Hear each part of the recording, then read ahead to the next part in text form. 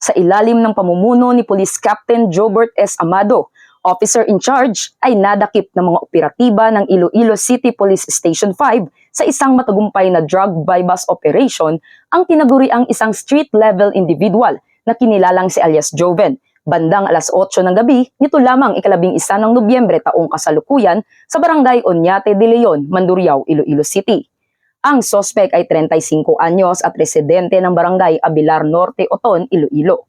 Nadakip ang sospitsado matapos positibong mabentahan ng suspected shabu ang isang police pusher buyer.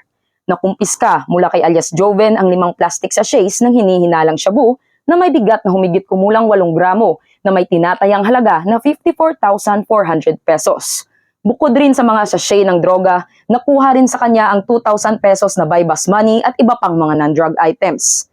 Ang mga nakumpiskang ebidensya ay isa sa ilalim sa pagsusuri ng Regional Forensic Unit 6. Samantala, ang sospek ay kasalukuyang nakadetain sa Iloilo City Police Station 5 para sa karagdagang dokumentasyon. Ang agarang pagkilos ng mga kapulisan sa Iloilo City ay nagpapakita ng kanilang patuloy na dedikasyon sa paglaban sa iligal na droga. Dahil sa bagong Pilipinas, ang gusto ng pulis, ligtas ka. Mula rito sa Police Regional Office 6, ako ang inyong PNN Correspondent Patrolwoman Justin May Halyores. Alagad ng batas, tagataguyod ng Balitang Pulis.